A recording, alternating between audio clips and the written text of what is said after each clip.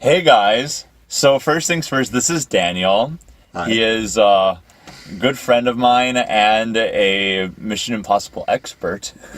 Maybe. Probably not. And we just got out of Mission Impossible 6. As you can see, I did not complete my marathon of the first 5 on time. In fact, I didn't even make a video for 3 yet, even though I watched it. But I have videos for 1 and 2, and I'll catch up with the rest later.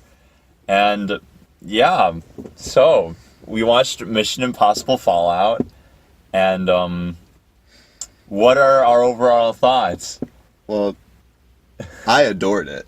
Yeah? I absolutely adored it. Adore is a good word, I think. Mm-hmm. Because, something about, I'm just going to go straight into it. Something about Christopher McQuarrie's direction. Whoa, there's this light.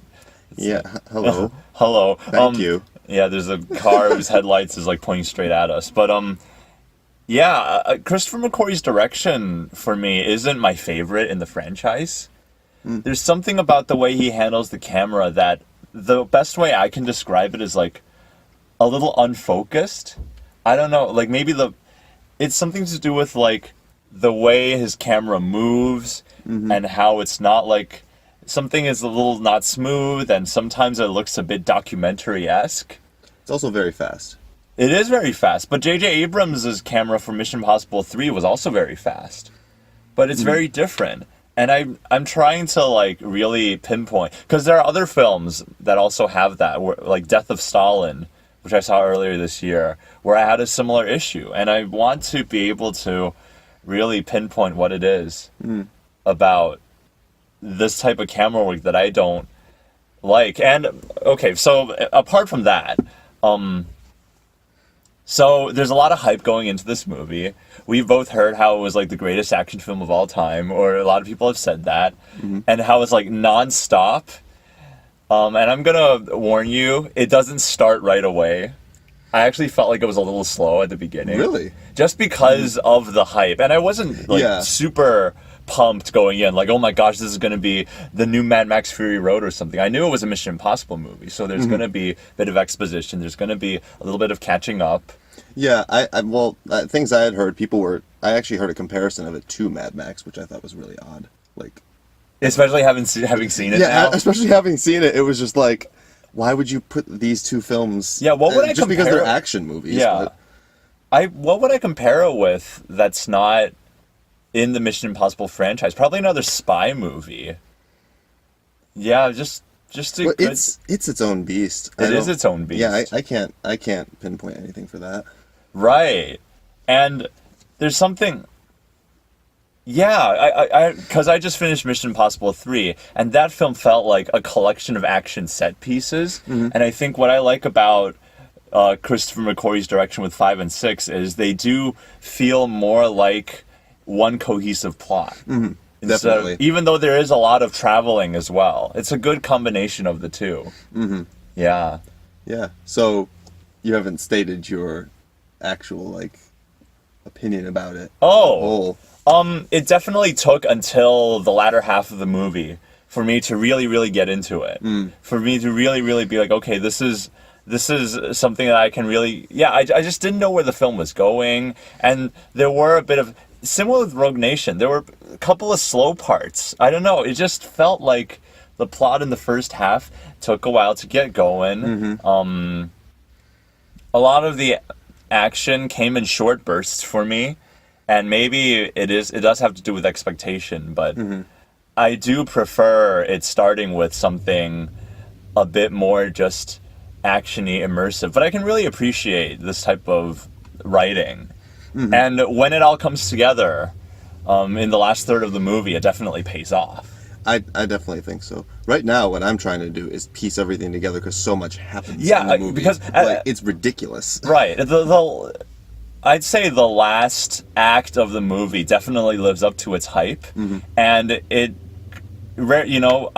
watch films, and I think really critically about films, but I love it when a film can really make my brain just shut off and just enjoy it, and the last act of this film definitely did that. Yeah. So now I'm trying to piece back like what the first 2/3 of the film were. Exactly. Well, and so much happens leading up to the last act. I don't even know how. Right. So I'm trying to like it's going to be so difficult to say anything without spoiling it either. Yeah, which is so, really challenging. I'd say if you want the man, I love. I can vaguely talk about how this film really ties up some of the other films in the franchise.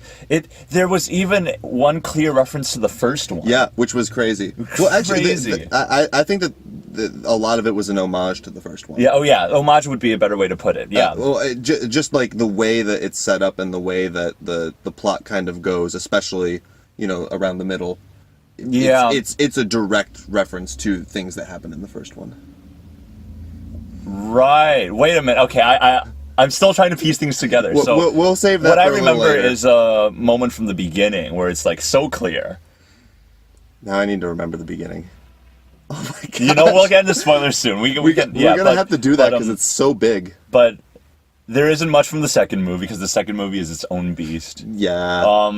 But from the third movie onwards, this movie kind of ties everything from the third movie onwards into like a nice little package. It kind of bookends certain things, so I'm really interested to see where they go. Because there's going to be more, especially with how many people are coming to see this. Our theater was packed, and people who I didn't even think are into the Mission Impossible franchise are hearing about this, the buzz really early on, and they're all like flocking to see it.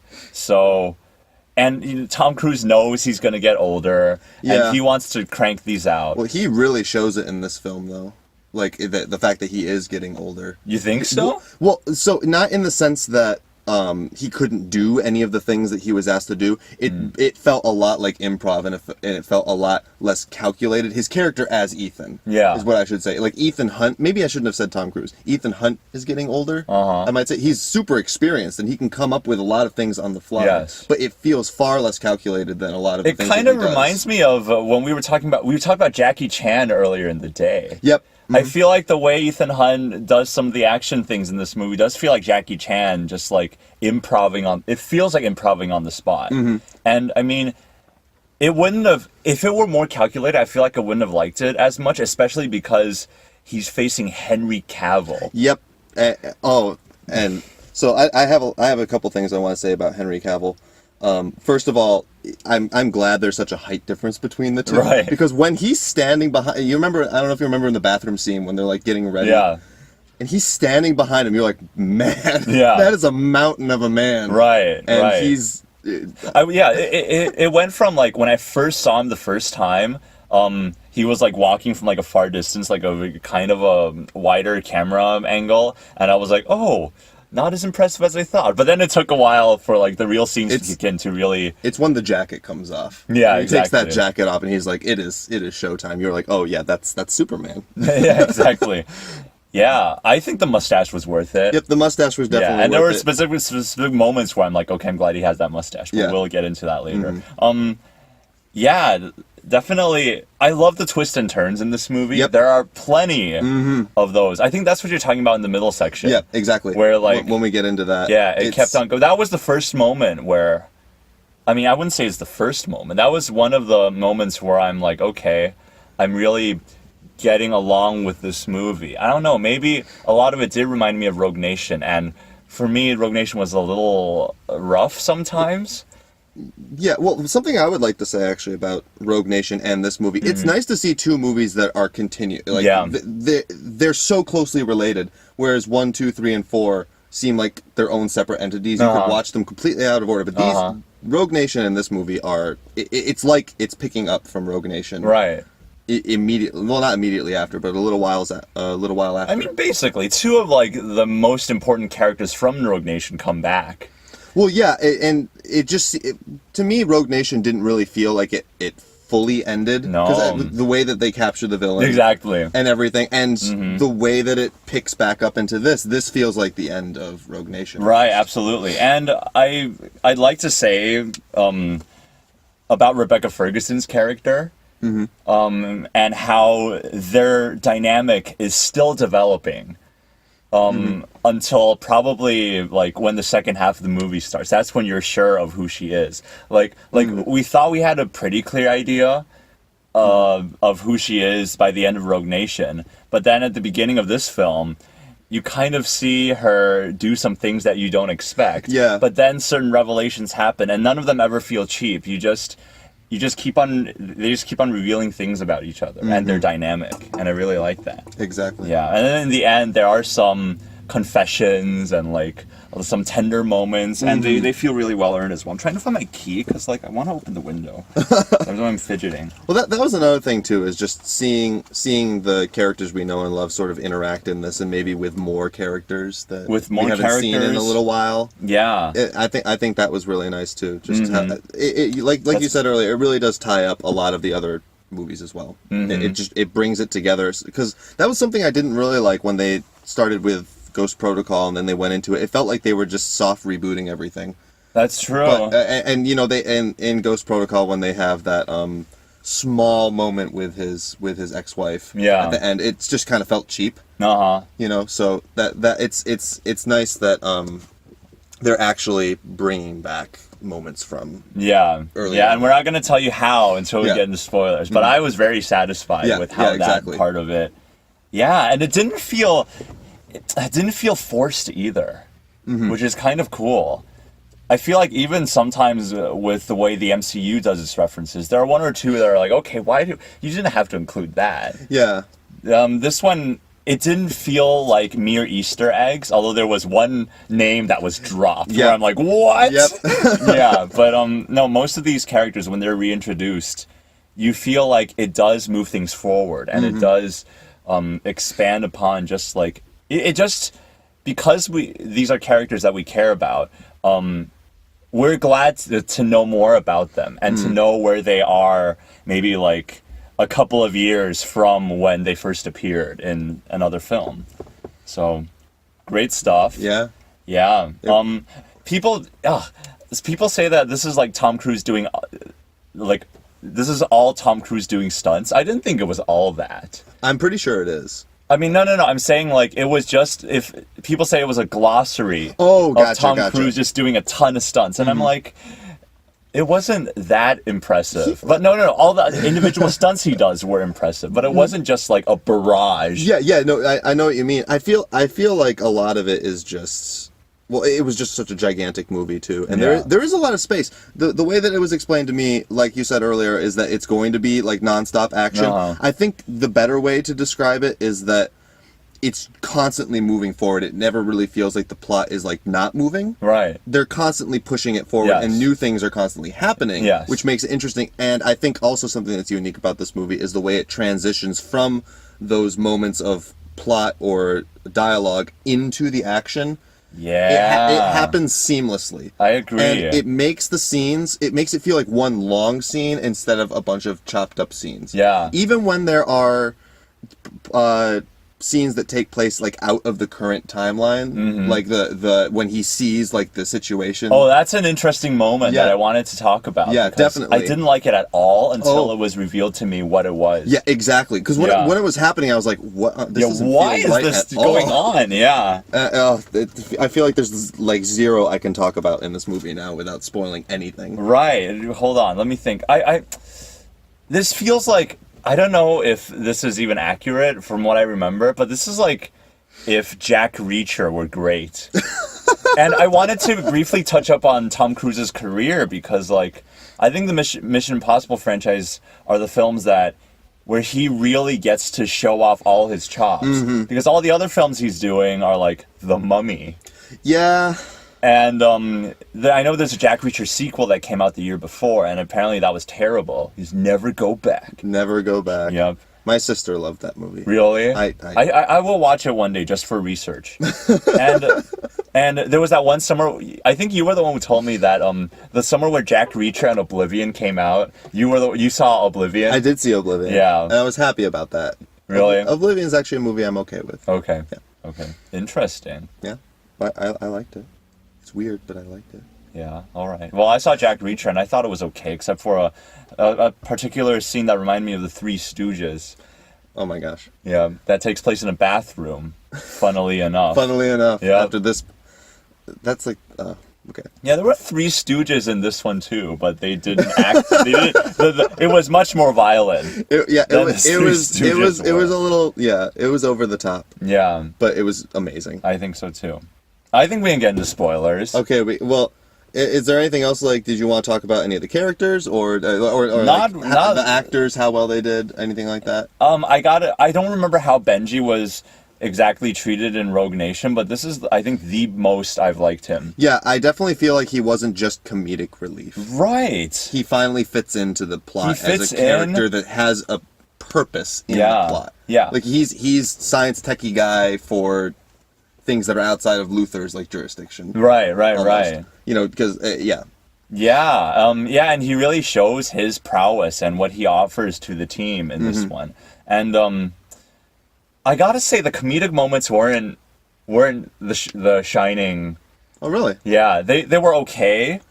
Like, there were moments that were clearly done for comedy, but they just gave me, like, the lightest of smirk. Because, like, I could feel a smirk coming, but it didn't really hit me. And I think that's more appropriate for a Mission Impossible movie. I wasn't happy when they switched it to comedy mode in Ghost Protocol? Okay. When that happened, I was like, okay, but it's Mission Impossible. Yeah. And, I mean, there's good moments throughout the first three movies where, you know... I think the third one is actually, might have been my favorite in terms of the humor. Yeah. But there were still moments in the third one where it went a little overboard. Yeah. Well, I feel like this one, the humor works in that it doesn't really detract from what's going on. It's more like just an awkward moment that probably could happen. Yeah. As opposed to something like... That's true. It did feel realistic. It all felt realistic. Yeah. Yeah, like when Luther says something to Ethan that was, you know, slightly clever and quippy, it made sense. Yeah. Yeah. Or Benji just not knowing how to use a tablet. That's true. Yeah. Okay. That might have been the one moment where it went a little. It's like, come on, how could you? Well, that was in the trailers too. Which when I saw it, I was like, please don't make this a comedy fest. When I saw that. But well, hey, there you go. Yeah.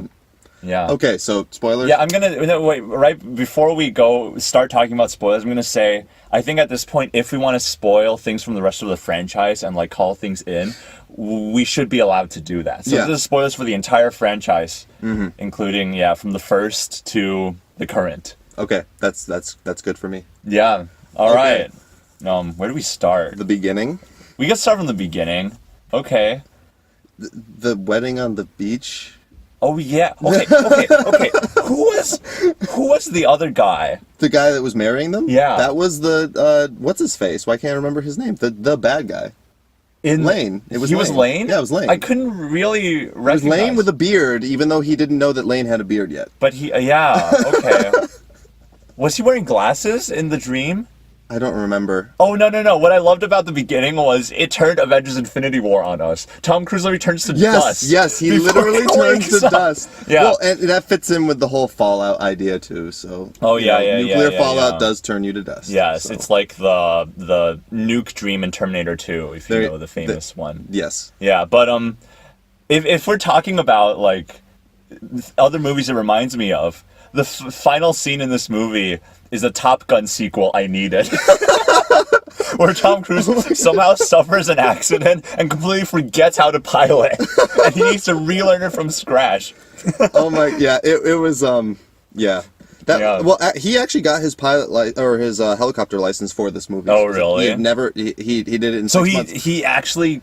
Funny thing is, Henry Cavill already has his helicopter license, and he didn't fly the helicopter. Oh, really? He wasn't flying. He was just sitting there with. Oh, the machine gun. right. Yeah. He wasn't flying. He has someone flying him, and then Tom Cruise is like, "No, I'm not. I'm gonna do it." Right. So it's like. Right. That's funny. Yeah, it is funny the sort of switch there. Yeah. But okay. So weird wedding on the beach, and then I'm blanking as to what happened after that. Yeah, because the title credits don't happen immediately afterwards. Yeah. Something big happens, and then. I feel like it was something that had a lot of stakes, but I don't remember. It was the plutonium. Yeah, of course. Yeah. So they're. I like that scene. I like that scene because it well, first of all, it still shows Ethan Hunt's character. I like how it shows some of his weaknesses. Yeah, it exactly. shows how much he cares for people, even though I love, throughout the franchise, he's this guy who, like, he doesn't like to express how much he cares for his team, but you know he does. Yeah, exactly. Yeah. Well, also, this movie showcases a lot of his weaknesses, I think. Yeah. And I talked about that earlier, but in terms of, protecting his friends above millions of people who are probably going to get blown up by plutonium. Right. That's one of them. And then I think he also has a lot of physical limitations now, which I really like that they put in here. Uh-huh. Yeah. Yeah. Is he supposed to be the same age as, like, his character supposed to be the same age as Tom Cruise? I feel like maybe a little younger. I don't know. Maybe a little younger. But I mean, how old is Ving Rhames at this point? Luther Stickle? Yeah. He's probably in his 60s. I would guess he's in his 60s. He's old. You can tell that he's old in this movie. Yeah. He's definitely aged more than the rest of the cast, I would say. Yeah. But I liked how, the main plot of the movie is plutonium, and we get that at the very beginning, and we just know. Yep. And then I was happy about that. Right. They just got it out of the way, and it was like, okay, it's nuclear weapons again. Again. These three balls that are really easily recognizable, so you don't have to be like, wait, what are they looking for again? Let me backtrack a little bit. During the middle of the film. And then you have that Norwegian scientist who gets captured. that was awesome. Yeah. The reveal of how they were doing that. That's my Mission Impossible 1 moment. Really? Because before the first opening credits of Mission Impossible 1, they have a similar thing with, like, the guy from Ukraine, Kiev. And you think that they're in opposite rooms, but then it reveals that it was a set. And they even said, like, did we get it? We got it. Yep. And this time they repeated it a couple of times. It's like, it's an homage. It's an homage. Do you get it? It's an homage. But it didn't feel forced. I really liked that. I really liked the reveal. I was getting so ready to talk about, too, the stakes of this attack. Because when they're in the room, they say that they attack those 3 holy sites. And I'm like, movies don't do that. Right? Movies don't do that. It's always the White House. Or, some, like, big populated city center. Right. It's not like a religious site. No. And I was like, whoa, that's interesting. And I totally believe that those bombs went off. Yeah. I totally believe that they I loved did. how, like, one of them was in the Vatican, so I'm like, oh, Mission Impossible 3, they were there. Yeah. So there, I'm getting a little stuffy and I can't find my key. What's going on? It's somewhere. No, I feel like it fell through. Okay. Pause. No, we're not going to pause, but, like, I need to... Should we just leave it open? Nah, people are going to hear us and they're going to be like, what? Ugh. I mean, I can survive it. Yeah, I can survive it too. Yeah, I think we're I good. guess I'll look for it afterwards. Okay. All right. So, and then that's where the title card comes in. Was that where the title card comes in? It was, I think... Or was it... I think that was after... I think that whole Norwegian dude scene was after the title credits. Really? Yeah, I think the title credits happened after the initial plutonium failure. Oh, yeah, okay, gotcha, and then you go on with that, and then... I just remember the title credits being more happy, and I feel like... Right. Yeah, because losing the plutonium's not happy, but tricking that guy was. I don't remember. Yeah. Anyway. We can talk about the soundtrack and how it doesn't use the Mission Impossible theme in the typical way. I enjoyed that. I liked that it was hidden throughout the score constantly. Well, there's a very big one, which is dee da dee, da da dee, which is dagadon, dagadon. But they just hit that same one with the tritone version of it. Yes. Yeah, throughout, and it just shows tension. And I'm not sure how much I like it. I think it's a little on the nose, a little too on the nose for my taste. But it wasn't like your worst Michael Giacchino soundtrack moments. Oh. Yeah, although he did Mission Impossible 3 and it was fine. Yeah, he did. I like the score from 3. Yeah, I was fine with it. I really liked the piano. Yeah. It just worked. It's just so super spy. Like it reminded me of Catwoman in The Dark Knight Rises. Oh, really? Well, just how she has that little piano theme, and she's always sneaking around. I forget the Catwoman piano. Ba-da-da, ba-da-da. It's just those three little notes. 021. And Zimmer composes that, right? Yeah. Okay. Yeah. It's pretty cool. No, yeah, it's just this little 021. Yeah. 021. Yeah. Yeah. Yeah, I had no qualms with the music. I thought it served the scenes pretty well. It didn't distract me. Right, no, it didn't distract me either. The piano riff was definitely a standout moment. Yeah, I liked how it kept coming back. It wasn't just like a one sneaky moment type deal. It wove its way through the film. Right. Yeah. So then they go to meet that one lady. The white blonde lady, the white widow. White widow. Yeah. And what ensues is one of my favorite scenes in the movie, which is that bathroom fight. Yeah, that whole bathroom scene in general. The guys coming up and seeing the 3 pairs of legs in the stall. Oh man, and yeah, they didn't, even the way they like teased them, it didn't feel over the top. It didn't feel like, look, we're giving a comedic relief moment. It just felt like how a bunch of drunk dudes would have reacted in that situation. Exactly. And it also created a lot of tension because if they opened the door and see that. Right. I was wondering, that guy who jumped up, did he see anything? Well, probably not. But yeah.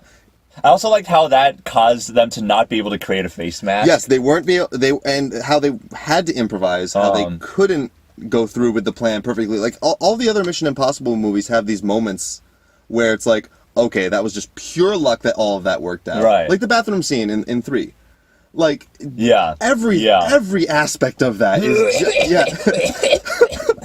it's like you just give them a thumbs up or something. What are you doing? Right, exactly. But no, it felt like there were real stakes. I think that's another thing I really liked about this movie is that I didn't know what they were going to do a lot of the times. And it makes, I really like the reveal that Henry Cavill's character is actually what's his, Jack or Lark?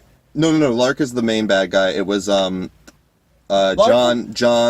Yeah, John Lark. John Lark. Yep, I remember Lark because the Lark Ascending. Yeah. Oh, yeah. There you go. Yeah, and we thought. Oh, I really like the Asian guy actually. Like Yes. I loved how he used martial arts, and it wasn't like super over the top. No, it was just brutal. That's was what very. it was. The neck punches. Were so hard hitting. And I told you earlier, like Henry Cavill's like physical force, like from the trailer. Yeah. When he takes off that jacket and he just goes into the guy, you were like, how is he still standing? And right, but no, the Asian dude does, he destroys them. Yeah, exactly. It's literally just the shot to the face that does it. Yeah, I love that scene. I love the way it was set up, how it was how the room was so confusing. Yeah. Because it's all white. You're right. And there's all these corridors around, and how Tom Cruise and Henry Cavill are like sizing each other up throughout it as they're like, because you know that there's not a real good there's not going to be a good relationship between the two right off the bat. Exactly. Oh yeah, and we actually kind of skipped it, the plane jump. Oh yeah, there was the plane jump. That was actually, I liked that. I like that too. That was really good. Tom Cruise goes in to save this guy. Worst mistake of his life. Yeah, exactly. Yeah. Just before we stop talking about the bathroom scene, I really to add to the confusion of the room, I really like that moment where they like punched Henry Cavill through the mirror, and then they just land on the other side of the bathroom. It's like, what is this room? Yes, it's so weird. No, I think that was a really well constructed scene. Before everything goes down, it gives you the information that this is a weird room, and then all of a sudden they are fighting and flying through all of these windows and. The guy's pulling pipes out and using it to redirect them. Yeah, that was pipe, so good. Yeah, that was the most useful pipe. Yeah, there's even a sharp edge. Yeah, there was even a sharp edge. No, I love that scene. That scene was exactly what I wanted to be when I saw it. I agree, and I pointed out Jack Lark because we thought that John Lark. Yeah. We thought that John Lark was going to appear just somewhere in the club. Yeah, but he was actually Henry Cavill. So he was Henry Cavill. So he did appear in the club, but not in the way that we expected. It's like thinking back on that, I'm like, oh, that's really clever. Yeah, and the way he kind of pretends to be the CIA dude. Yeah, but the whole time we think it's the Asian dude. Right, exactly. This leads directly into what I was talking about with the first one, is not knowing who on earth anybody is or what's going on. Yeah. And that was my thing with the homage to the first one. This entire first half of the movie is just, who are these people? Even well into the beginning of the first 2 acts. Yeah, first 2 acts even. Yeah. It's just, it was as confusing as the first one, and I really enjoyed that. Oh, I even love the moment where Alec Baldwin even cheekily says, I'm starting to understand why you guys have so much fun. Yes, Yeah, yes. because the audience is having so much fun, like being just one step behind of the characters. And they handled it so well, because I actually felt tricked several times. Oh, It's yeah. like I didn't predict Yeah. pretty much anything Yeah. in the movie. I- Obviously that they survived. I love the two shots. The shot where there were two lanes, and one of them was Benji, but you didn't know which one. Yes. And or you thought it was definitely Benji. They're sending out to do the trade-off, but it turns out that the lane sitting in the cell was actually Benji. Yeah. And okay, that leads into a really awesome scene for me where I got disappointed in the movie. I got disappointed when Henry Cavill goes back to him and starts delivering exposition. Like, I am the bad guy. Oh, We yeah. had a deal. It was a simple deal. This is the deal that we had. Let me lay it out for you, even though Right. you obviously know it. Right. But then you discover it's like the ultimate face mask reveal. Yet again, duped by a stupid face mask reveal in a Mission Impossible movie. I love how he's the one that figures it out halfway during his monologue. By quoting something that they say earlier, that they're just Halloween. Yep, they're but just with Halloween. a bunch of plastic face masks. And Yeah. he figures it out, and I love that, because the moment his eyes kind of got that realization, I got it too, and I was just like, oh, that was well constructed. Right. That was perfectly placed. Yeah, and I actually really like the shootout after that, because it's a moment where, while I was watching it, it feels see, the more I talk about it, the more I'm actually liking this movie. Yes. Yeah, but I thought it had that unfocused feel, but it makes sense because no one could really see each other. No one could see each other. No one knew exactly what was going on. Henry Cavill, at that point, after confessing that he's the bad guy, is still trying to convince them that Ethan is the bad guy. And you feel like maybe people are actually confused enough in the situation to believe him. And then they call the CIA lady, and she makes it even more confusing. Yeah, we were like, oh man, she's got them. Yeah, and then yeah. she's like, no, everyone comes back with me, because I don't know what the heck is happening here. And I was just like, you and me both. Thank you. Yeah, exactly. Thank you for not expecting She's the me. same lady who played the Suicide Squad. No, that's Amanda Paul. No, that's that's someone else. Actually, so the one in Fallout. Yeah, I Angela forget. Bassett. That's the Angela actress Bassett. name. She plays Six in Rainbow Six Siege. for Okay. like two Okay. cutscenes. Okay. No, but she's. I think she's like the perfect actress for that kind of top tier role in a government agency. Yeah. She just oozes. I guess Authority? intimidation and authority. Yeah. She is good at that. I agree. Yeah. So she was a good casting for that. And you know that she's like with the CIA, which I guess you're supposed to assume is the good guys, but you don't feel like it at all. Yeah. I guess you're just on Hunt's side at that point. Right. And that's another thing about this movie. Americans in this movie are always saying the Americans. I thought that was interesting. Oh, they're like I noticed. constantly. It was almost like they were like separating themselves. I think it was a conscious choice, right? To really separate them as their own thing. They're IMF. They're not America. Like, this isn't America's hand going into these places. It's that's true. And then at the end, they say like why the IMF is so important, and you see, why the face masks actually have their value, because when things hit the fan, like they're always there to rescue at the last second. Yep. Yeah. But if we go back to the bathroom scene and kind of go chronologically, I really liked how Rebecca Ferguson kind of follows him, and you don't know what her motivation really is. Not at all. Yeah, and the whole scene in the dinner party club where you're not sure what Ethan Hunt is entering into, and then they name drop Max. Yep, they name drop from Max the first film. Right? The lady from the first film who like trades. I don't understand the significance of that. Was that like a relative? So maybe it was a relative, but the White Widow does exactly what Max does. Oh, right. That they have the same role in their respective societies. They're the mediator between buyer and seller. So so that's interesting. And I really like how I really like the chemistry between White Widow and Ethan Hunt, actually. Yes. For surprisingly, it works. It's something that should be so cliche, but because of the way Ethan Hunt's is smooth and suave with his introduction, and how he just, like, throws people down with them, like, one by one. That whole scene where they're just coming... When will bad guys learn? Exactly. You don't just go one at a time. But yeah. and then Rebecca Ferguson does that. She pulls out the butterfly knife. The knife. That's right. The butterfly knife, and you're just like, oh, yeah, this is real now. Yeah. And I think that's a nice thing, though, because we just got out of a really intense bathroom sequence, moved into a very quiet scene where it's super tense because you don't know if she's going to recognize him as... Oh, right, exactly. As John Lark yet. Yeah, John Lark. Because you don't know if they've met before. It's super tense leading up, and then things just relax so well at that point, and then they go back into a knife fight. That's so true. It's good. That's true. And then they have the meeting where they discuss, like, how... I love Ethan Hunt's face when he realizes that he has to rescue Lane. It's like, oh, we just got rid of this guy. Yep. We're going to go back and take him out?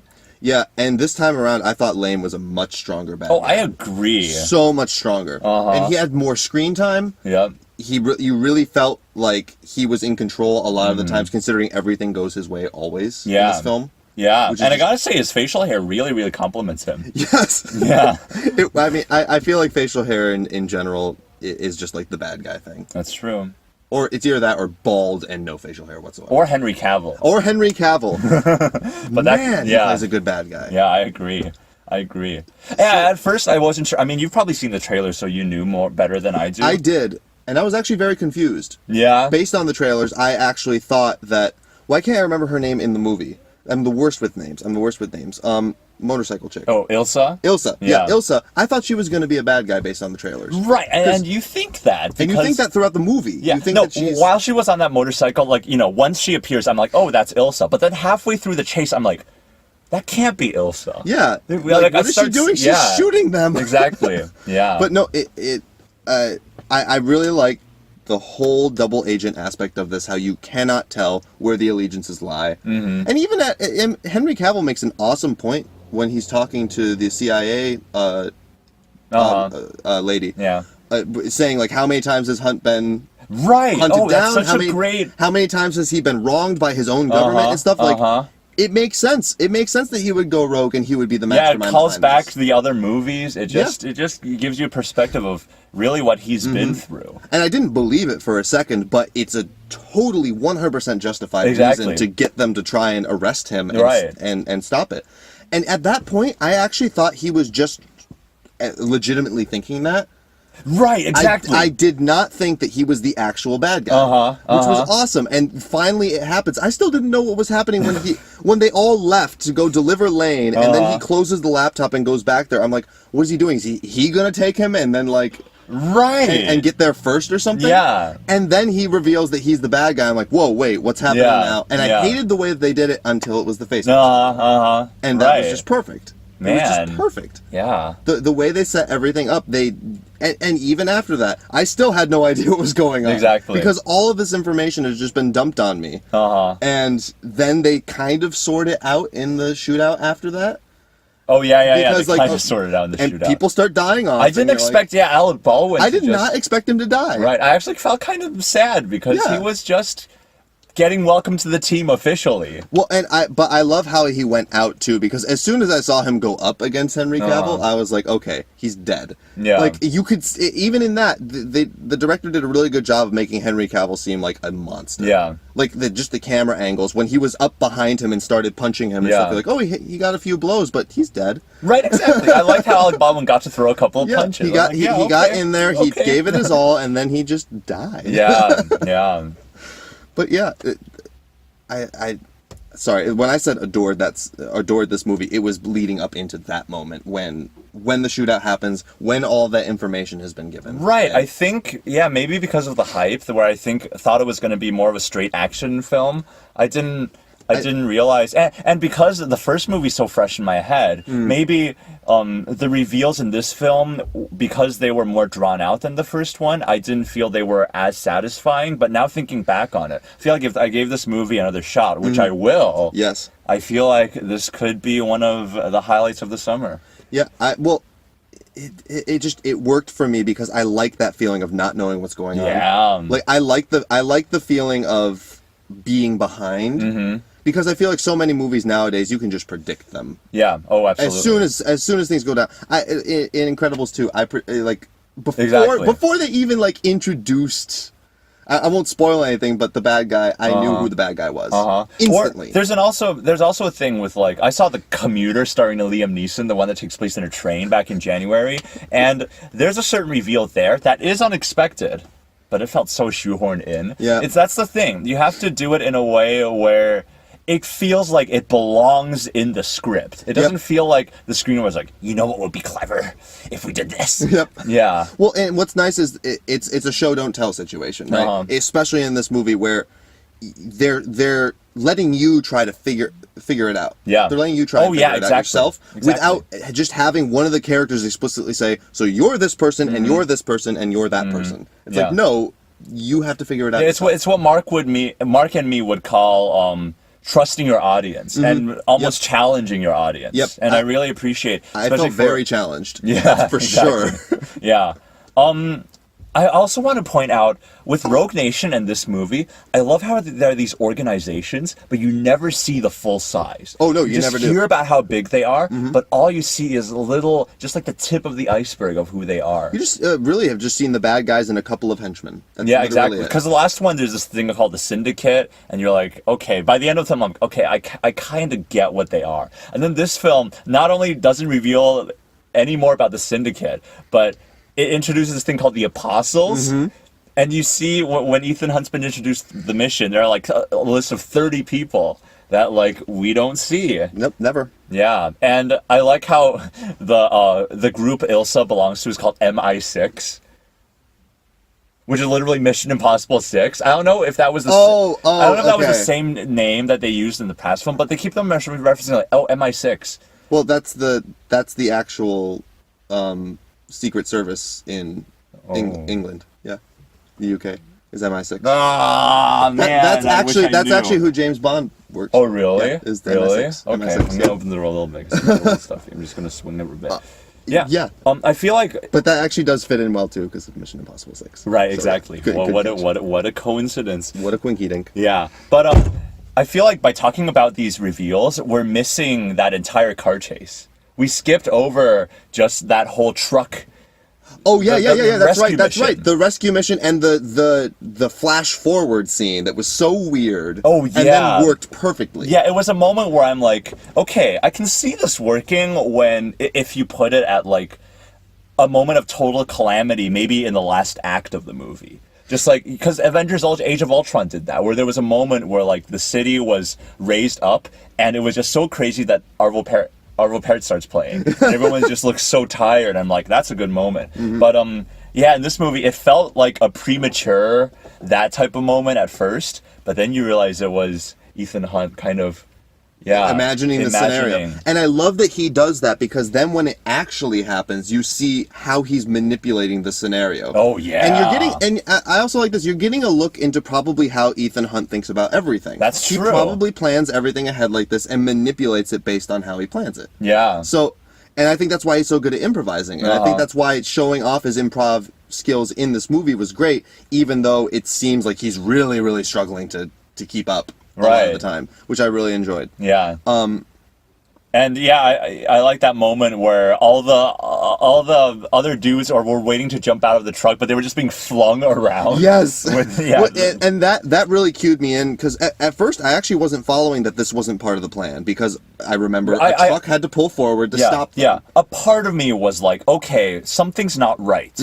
Well, but it was specifically the men jostling around the back. I'm like, aren't they bracing for this? Right. They weren't the ones who were the battering ram. So, yeah, that was interesting. Yeah, and then they get and then they just fall out. They just fall out. Oh. I didn't mean that. I'm so sorry. I'm so sorry. I gotta say, there were some.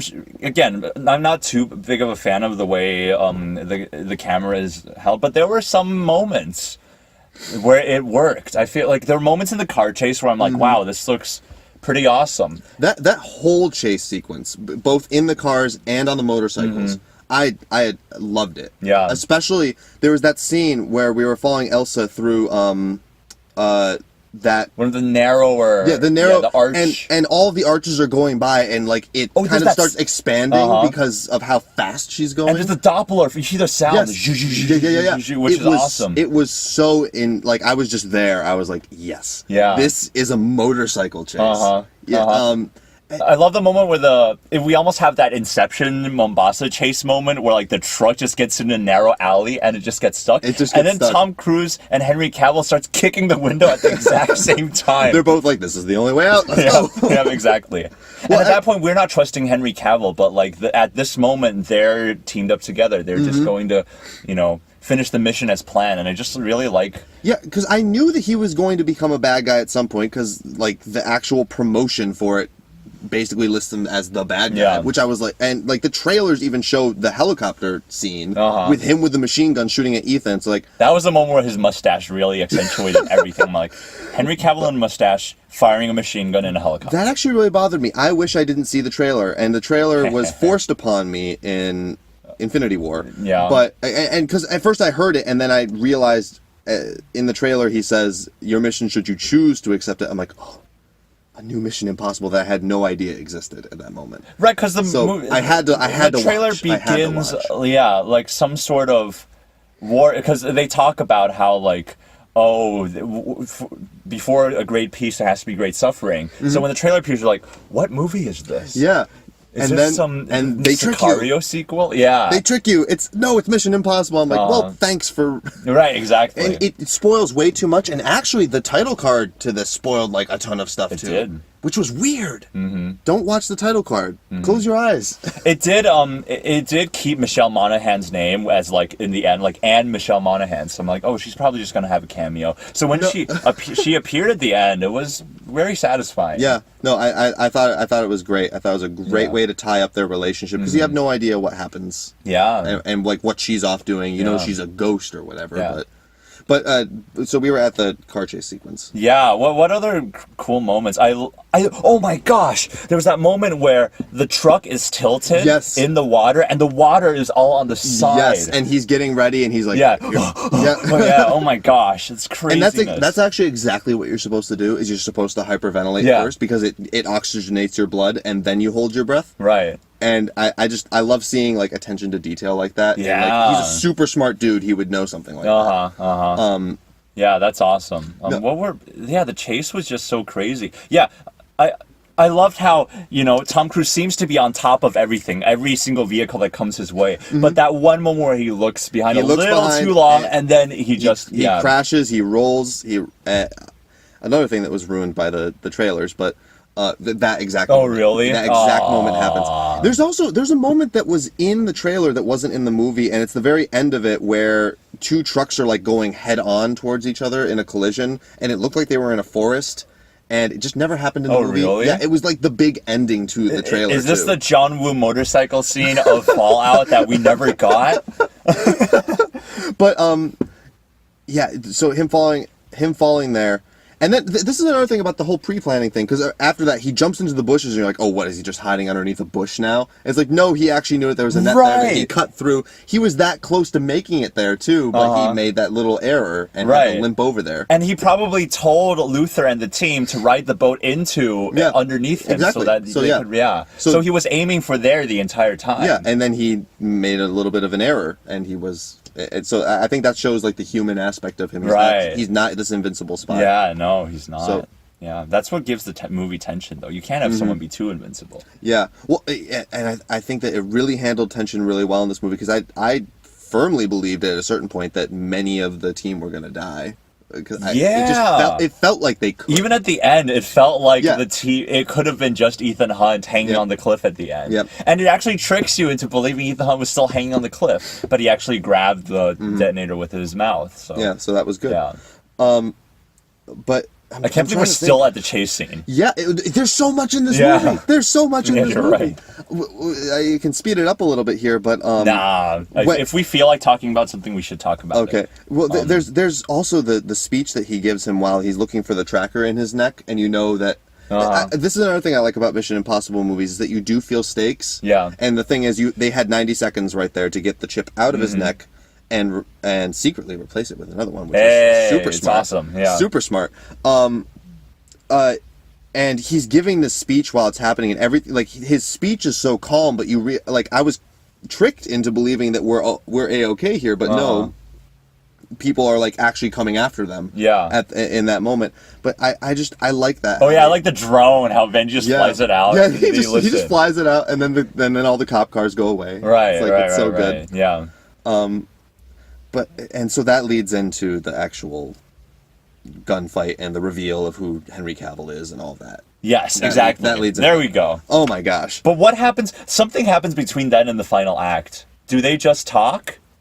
Between the reveal, the greatest confrontation scene I've ever seen, like between the protagonist and the bad guy. He's hanging underneath the elevator as they go up. After he's caught up to them, and it's just so good. He's hanging there and Henry Cavill. Yeah, there was that whole church chase and stuff. Oh yeah, that too. With the funeral, and then the various teams coming up. And he's just standing there. I'm so sorry. Yeah. I almost thought he was just going to start shooting during the funeral, and then I'm like, oh no, they didn't. Did you see the moment where he broke his foot? Yes. Well, it was so subtle. I actually didn't see it. He powered through that. Oh yeah, we need to talk about Tom Cruise running. Yeah. Just because he looks, he looks like he's moving faster than a human being should be able to run. Yeah, a human being over 50 should be moving. Yeah, so that's one of the invincible aspects, I think, too. Like, okay, he's a super spy, but I still feel like it also does show like how much adrenaline he needs to like get through something. Right. Like that. I really like watching him like overcome these physical limitations. Yeah, it does remind me of the famous car chase in The French Connection. I don't know if you've seen that with Gene Hackman's. It's 1970s. It's so familiar, but okay. There's a very famous car chase, and I feel like this could almost have been an homage to that, but that's just a guess. But it's like a foot chase version of it, sort of, and I really like that. Yeah, I like the whole every chase sequence in this was just really well done. Yeah, I mean, I prefer this to the Shanghai chase sequence in Mission Impossible 3. Okay, well, yeah, that one was just filled with confusion just because of how it was set up. Yeah, how but no, it instantly jumps into it and stuff. But this one, like everything is set up, and it's still continuing like what feels like a single scene from like 20 minutes ago when they actually finally capture the dude. Yeah, like the way that things transition in this movie.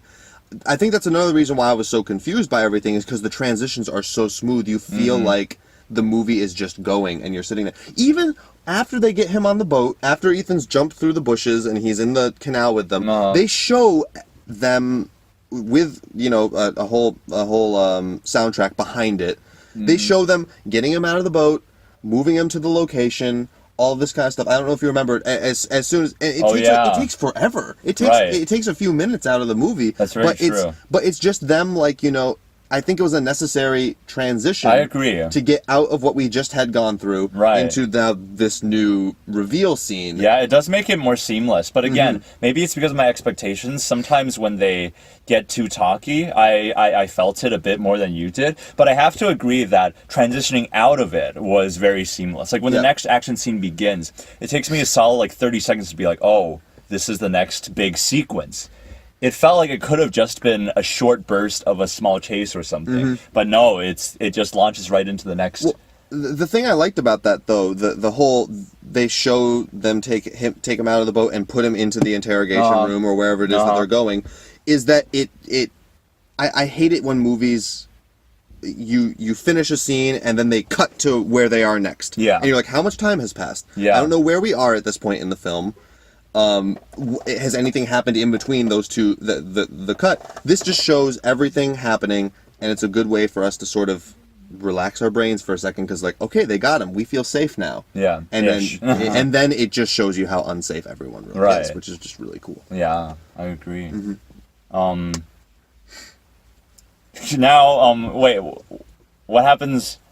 So he goes up to Henry Cavill, and so he chases after him, and as he's hanging from there, they're having their little talk, and he's like, I need to keep you alive, he has plans for you, and he shows him the picture. Yep. That was just the moment that kind of tied all of the movies together. Yeah, and I thought that was going to be it. for Michelle Monaghan's character. No. But I can't not talk about the Office moment where he like just like lands in some office complex, Ethan Hunt. Oh yeah. And then everyone's just like staring like, what? What is happening? What is happening? And he's just yelling at Benji on his like this one-way conversation that they're hearing. Right. Yeah. I'm jumping out of a And window. I love when he like takes the chair and just says thanks, even though the woman was just getting up because she was scared or something. Yeah, he's just like, thank you. Yeah, thank you, and then just throws it out. It's great. Yeah. No. And oh my god. Oh, there was a moment in the soundtrack I really like when like the second time you see him jump from building to building, there's like, wow, and then the soundtrack keeps on going. Yep. It was a nice little moment where everything synchronizes. No, yeah, I really enjoyed. There was a moment in the soundtrack. Oh, it was the snare drum. It was the snare drum when they had the guy. I felt like this is, and that was the track that was playing while they're moving him from the location, and it felt like out of place at first, but as it grew and as it kept going, it was like, oh, this is just like showing like how what's going on in this guy's brain now. Right. But yeah, at some point it transitions into the final act. Yeah, somehow Ilsa shows up. No, we don't even know how she shows up. She Ilsa just kinda followed them. They meet up after the whole chase sequence and stuff, and she meets with him in the bushes. Oh yeah. Says, "Don't make me go through you." Has the shootout scene. And I think did she show up there? No, she just after the motorcycle thing. The next time we see her, or no, after their one-on-one talk in like the tree. Yeah. I think the next time she just kind of shows up when Luther and the team are meeting up. Okay. She just kind of randomly shows up, which I'm okay with. I thought it was fine. Well, she's been following them the entire movie, so it's fine. That was also. Can I just say that scene when they set up the talk between the two of them? I thought that was beautiful. Oh, I like that too. Yeah. Just the way how they're so far apart from each other. She sees him, and then they move parallel. She's close to the frame, and he's just off in the distance, and they move parallel with each other. I thought it was beautiful. That was a really nice scene, and the scenery around it too.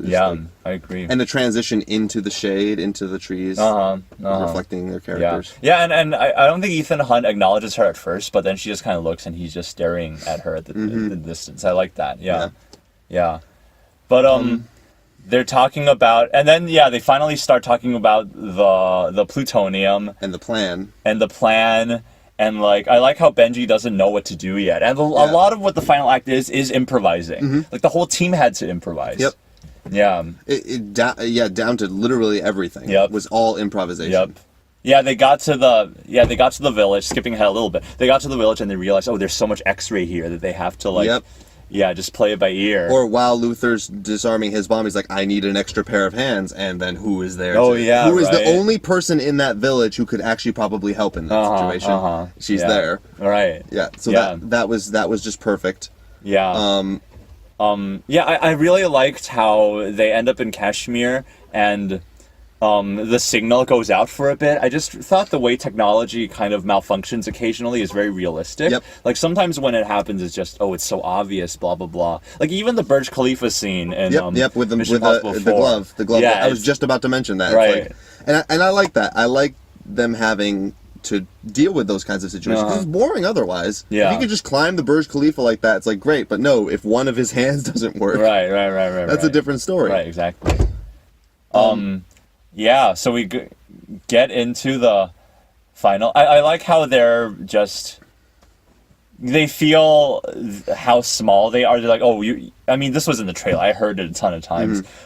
You guys are the only people I trust in this room. Yep, it's just the four of them. Yeah, but we're actually seeing it in context, actually. Like, when I heard it in the trailer, I'm like, this sounds a little forced. But in context, it works really well. Yep. Because they're in a really dire situation. Well, especially after the movie has literally spent the first two acts setting up that literally no one can be trusted. Right. And then, you don't even know if, like, Ethan Hunt can safely see Henry Cavill anymore. But it turns out, like, at the moment we finally see Michelle Monaghan, the wife, I think... Like, at least I felt a little relieved. It's like, oh, I know where she is. Now Henry Cavill can't just kill her randomly. Yep. Yeah. And it's like, well, she's next to the bombs. Exactly. Yeah. And that's another thing, is the whole stakes idea. The bombs were in this little nowhere village, but the little nowhere village is next to one of the largest agricultural areas, and if that gets blown up, we've got 1/3 of the population dead. Yeah. And once again, it's also in a part of the world that we're not always focusing on in these kinds of movies, which I thought was great. I'm like, thank you for the... Yeah, it's not about the spectacle. It's more about the movie trusting its stakes and really, and making very real stakes. Really, very real stakes. Yeah, exactly. Well, and what I really like, too, is how they set up the actual defusal plan. It's like, okay, 3 things have to happen. Yeah. And it's so simple, it's easy to follow, and I'm able to be sitting there as an audience member. In a way, it doesn't feel like, for example, in Rogue Nation, there's this thing you have to retrieve, but it's in like a tank of water. It's like, I mean, that's awesome and all. I love seeing like unrealistic security systems like that. But it's also nice to just see something that is simple, but difficult to execute. And then when he discovers that, oh wait, the detonator is actually with Henry Cavill, that's like a moving target. Awesome. That's almost even more threatening than like a sterile sort of security system. Yep. So, okay, so leading up into that, well, actually, the scene where his wife realizes, or his ex-wife realizes what's going on, that's so good. It's another show don't tell, or like trusting your audience scene, where you can see it in her eyes. She's like, wait a second, you're here, they're here, and you're just on vacation. No, I'm working. And then she really gets confirmed when she sees Luther with that giant She probably didn't even know what it was when she first saw it, just thinking from the character's perspective, but she knows something is up the moment she sees that timer and all the wires. And I loved that. And I love how she just comes back in so seamlessly to the story, and it seems like she's been there the whole time. I also like the current husband, and it's kind of it's kind of vague how invested they are and how much they love each other. It's almost like a Victor Laszlo situation in Casablanca, like where you're not sure what that relationship is like, and I really liked how they handled that. And at the end, you're not sure how much the current husband knows about Ethan Hunt. Well, he gives him the doctor. I thought I saw a wink, but he was doing his side profile, so like I couldn't see. I think it was a wink. I think it was a wink. But and I'll still address him by like Rob Thorne or something like that. Well, he mentioned the Indian Army was out there. It's like, okay, he knows that there's a little bit more to this guy than him just being a doctor out in the field. And like, you were pretty beat up, and he wasn't surprised. And I'm sure Angela Bassett's character might have filled him up on a couple of things. Well, it was probably like, don't talk about this ever. Right, exactly. This is not something you tell people. Should we? I want to separately talk about what what Ilsa and Benji has to deal with in that one little shack, and then what Henry Cavill and should we do the shack first? I want to do the shack first because it reminds me of another movie that came out last year. It's one of the worst movies that came out last year. I had so much fun watching it. It also stars Rebecca Ferguson as one of the main cast. Okay, this is The Snowman. Oh, yep. Starring Michael Fassbender. I didn't see it. I wanted to see it, and then I heard it was horrible. No, you should see it. Okay. It's laughably bad. Okay, it's another one of those movies where like the pacing is so slow, but it's like watching a train wreck in slow motion. You just can't take your eyes off the movie. Well, that's what I heard about the movie, was that it is just so unbearably slow. But no, it's not just that. This is a movie about like some killer who builds snowmen in front of his victims' yards before he kills them. But there's a side plot about how Oslo wins the World Cup. Wins the World Cup qualification for like 2024. There's this whole side plot that is totally unrelated, but you just see the script kind of just chug along. You're like, I'm not following this. It's great. We can watch it together if you want. I'm down to rewatch it actually. But enough about that. The reason I bring it up is because the final action scene where the killer finally confronts Michael Fassbender also takes place in a little shack. Yeah. Okay. Yeah, but it's so badly edited. You have no idea what's going on, and it feels like battery may run out soon. Really? Oh no, it's fine. No. I've got plenty of battery. Okay. Yeah, it feels like there was literally stuff that wasn't shot. That scenes that were missing, and they had to use the remaining clips to like clip together this final action scene. But compare that with this. Like, the setting is the same, but you have a super tense.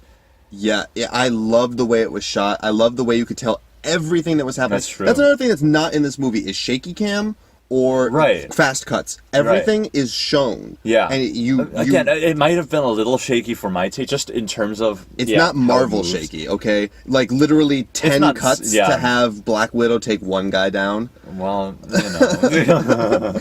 But no, I love the way that they set up, and I love the stakes of Benji on the noose. Yeah. Because at first you feel, okay, he has the thing under his foot, he's fine, he can cut it, and then it gets knocked out, and he's literally there suffocating, and she's waiting for Lane to get suffocated.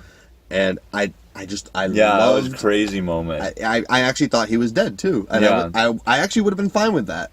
Not necessarily. Right. It would have been. It was the way it was handled that I wouldn't have felt like it was a cheap death or anything. Exactly. But of course, they kept him alive because you cannot kill Benji. You can't kill Benji. Yeah. I'm trying to think what else happens in that scene. Well, it's the way. It's how good he is. It's how good Lane is.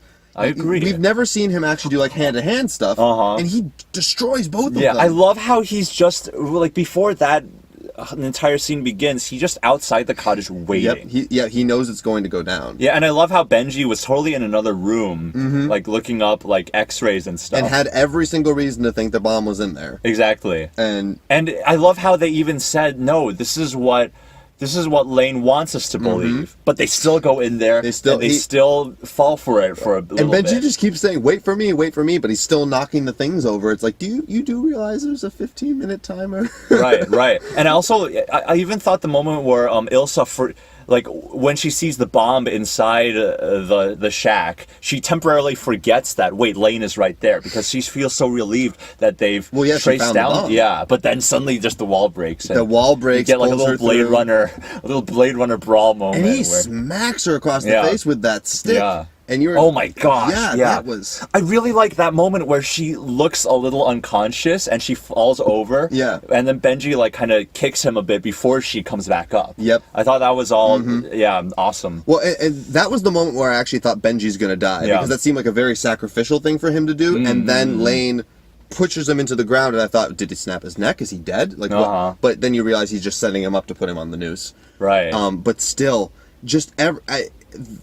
again, the movie just keeps making you think one thing's happening and then flipping it. And I love that. I loved being behind it. I loved watching just the action unfold and be like, I don't know who's going to survive this. I don't know if they're actually going to do it. Right. And they handled it properly. Yeah, speaking of moments that could have been totally satisfying but didn't work out. When Ethan Hunt wanted... Yeah, we're going to segue into the helicopter chase. Yeah, because I think we've said everything we need to say there. But, there was that totally obvious moment where he wants to use that giant load of white stuff to, like, drop it on. I'm like, yeah, this is totally going to work. This is going to be it. Nope. And it looked like it could have been perfect, but he noticed it. They moved out of the way. And that was also the moment where Henry Cavill finally notices. Yes, because it keeps showing him...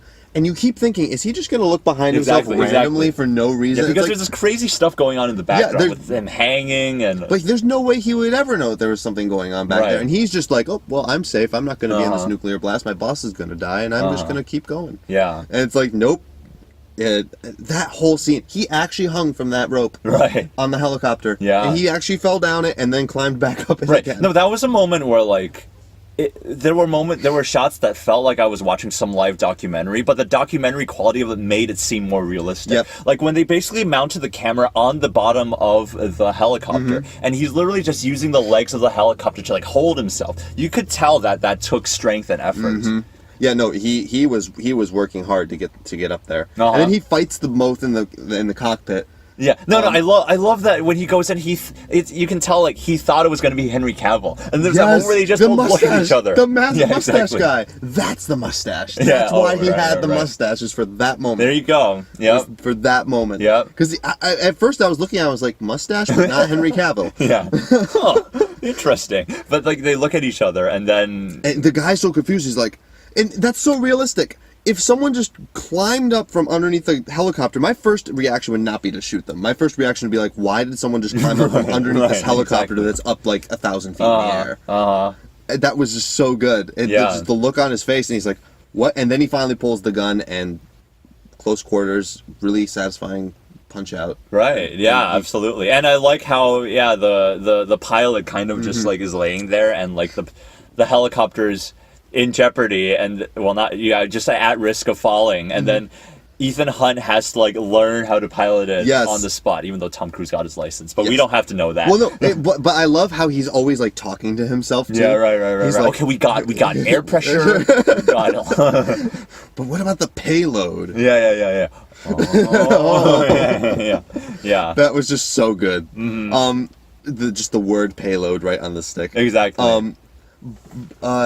Yeah, but I really like how he talks himself through like everything through the movie. That was another thing I was talking about with like his more human side, is that he's talking himself through a lot of the stuff, and he's trying to figure it out on the spot. Yeah, and he didn't mumble like that moment in the third film. He didn't mumble.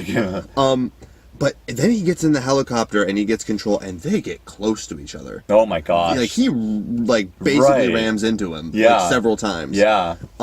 And that was so good. How Henry Cavill gets behind him at one point, and he's shooting at him. Oh my gosh! For me, not having seen the trailer, the moment when he takes out the machine gun was so satisfying. Yes, I'm just like, yes, this is happening. Yeah.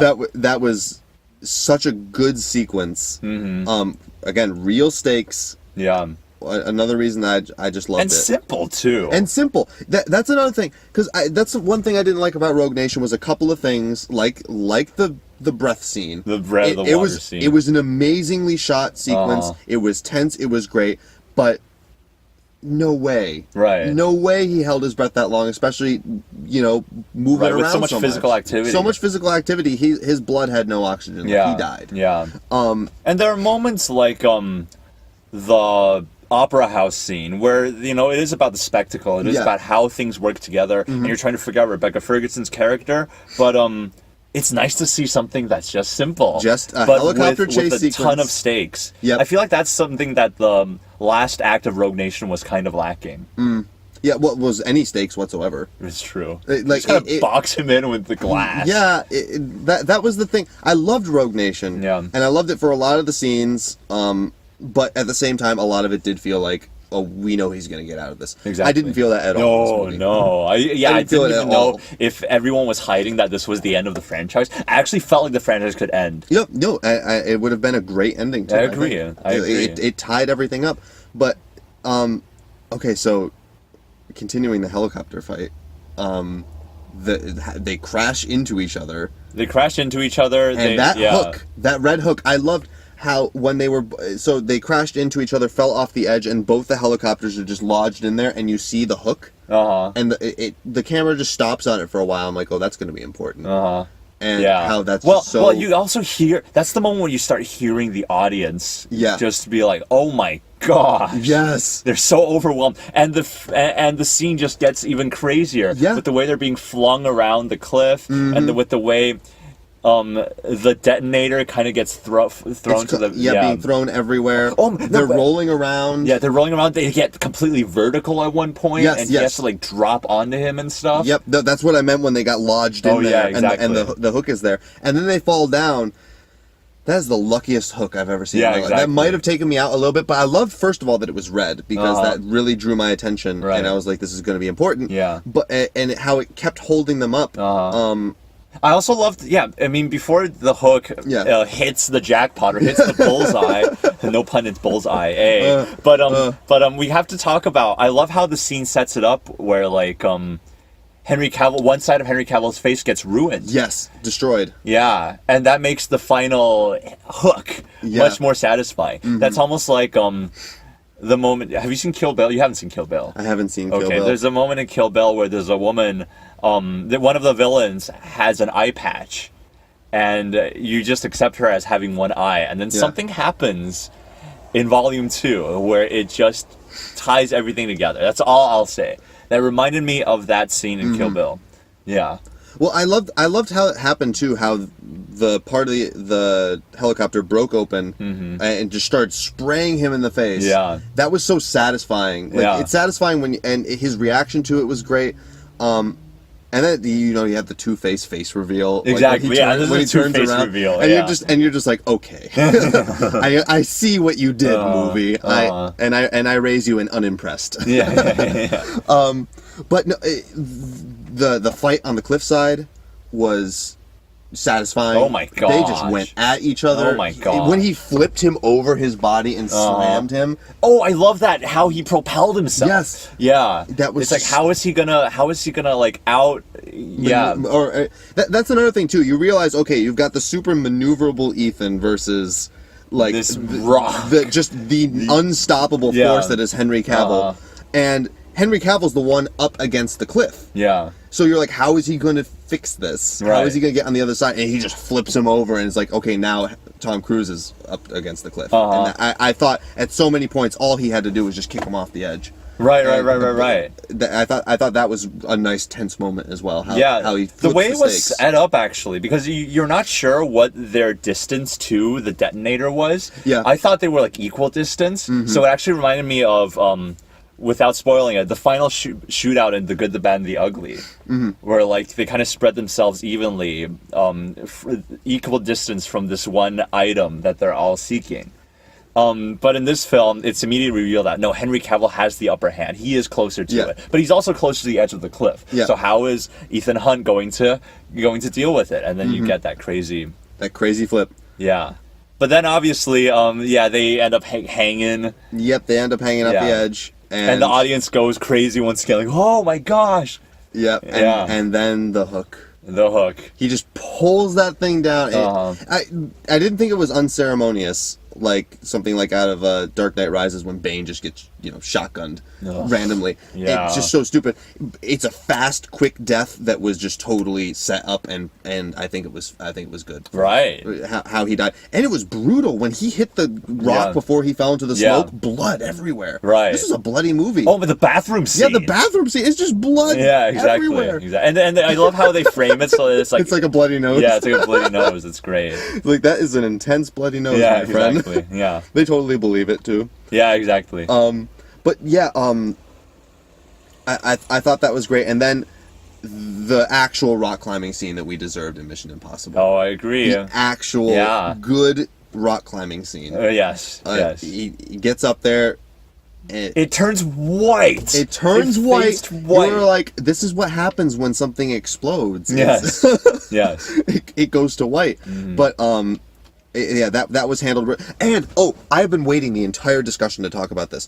Finally, a movie uses this cliche properly. The 1 second left on the timer. Yeah. They had only one thing that they could do because they didn't know if Ethan could get the key out. Yeah. So they had to say, let's wait until 1 second because that's the last possible moment. And finally, a movie does it, and it's not. I love stupid. they're still discussing whether to do it in 2 seconds or 1 yes, second. Yes, with 15 seconds left, it's like, well, what if that's the 1 second window? Yeah. It's like, fine, we'll do it on 1 second. Yeah. And that was so satisfying. Right. I was like, finally, I wasn't rolling my eyes when the timer stops at 1 second. It doesn't even show the timer sitting there at 1 second, too, which is nice. And I even love how they acknowledge it. They're like, so how close did we get? Yeah, it's like the usual. The usual. Yeah.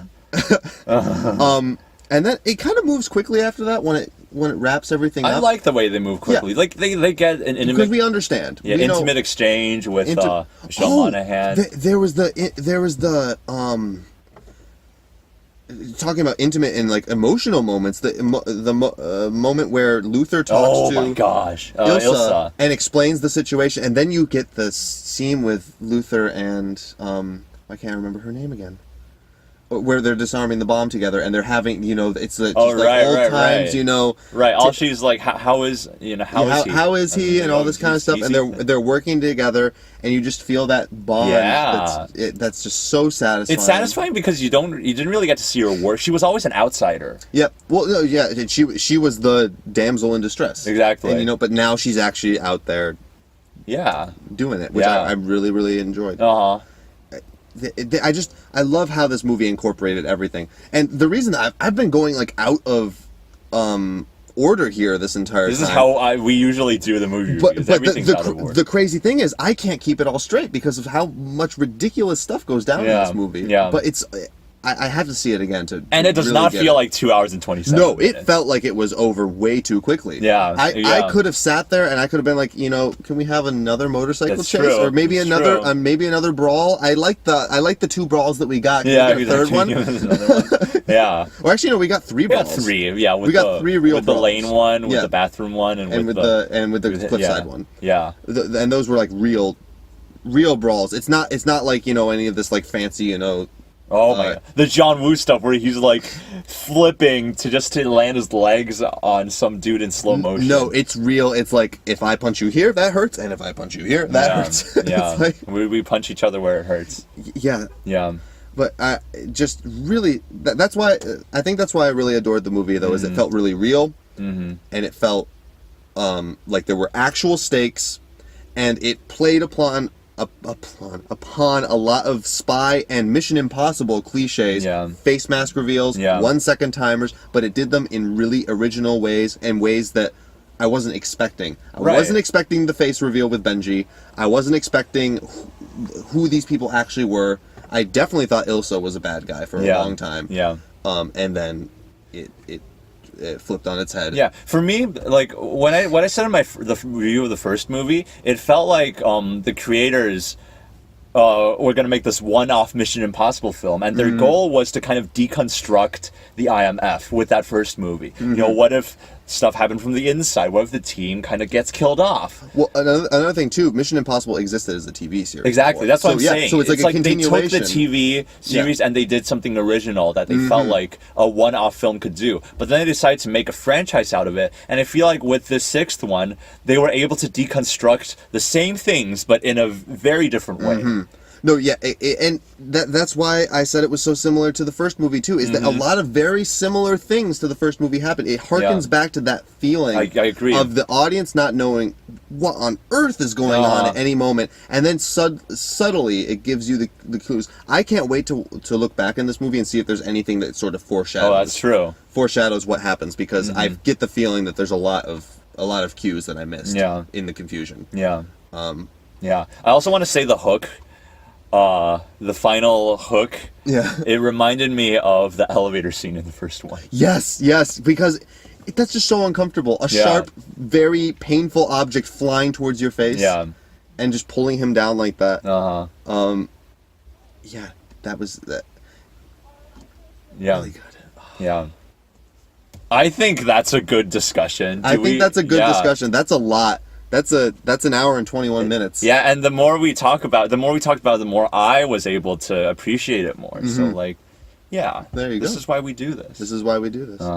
This is why you do this. Yeah. And thanks for coming up. I could tell that you were you didn't know what to do at the beginning, but once we got into it, we got into it. It's also your show. I'd like to let you talk. Oh, well, thanks. Do your thing. It's just a show. It's sort of a show. It's just whatever. It's whatever. Yeah. Okay. Well, look forward to Mission Impossible 3, 4, 5 reviews. I'll try to catch up with that very soon. And see ya. Bye.